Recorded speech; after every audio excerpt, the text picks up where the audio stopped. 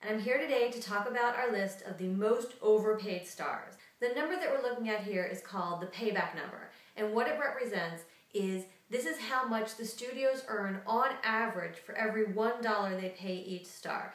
It's a little complicated, but you can think of it as sort of a return on investment for investing in that star. In fifth place is Jack Black. For every $1 Jack Black was paid, he returned an average $5.20 to the studios. He was in a very big movie, Gulliver's Travels, which cost Fox a ton of money, and it just didn't do that well at the box office. In fourth place on our list is Sandra Bullock. For every $1 she was paid, returned an average $5 to the studio. Now, Sandra Bullock, of course, was in one of the most successful movies of all time recently, and that was The Blind Side. Here you have a movie that was made for very little money, she didn't get her full upfront fee, and it just made tons. It made over $300 million at the box office. If we were just looking at The Blind Side, her return numbers would be fantastic. But we're factoring in two other movies when we look at Sandra Bullock. The recent movie, Extremely Loud and Incredibly Close, and another movie, All About Steve. When she does a movie where she's getting paid a decent amount and it doesn't do well at the box office, that hurts. Now with something like Incredibly Loud, she didn't even get her full fee up there. The movie just didn't return very much at the box office. In third place on our list, surprisingly maybe, is Reese Witherspoon. For every dollar she was paid, Reese Witherspoon's movies returned an average $3.90. Her movies lately haven't been performing very well. So you look at a couple of her more recent films, like This Means War, which is supposed to be this very cute romantic comedy with these two gorgeous guys fighting it out over Reese.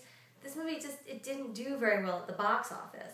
But Reese Witherspoon is somebody who works consistently. She's also a producer, so she can find her own material, get it financed, and put together her own films. In second place on our list is Katherine Heigl.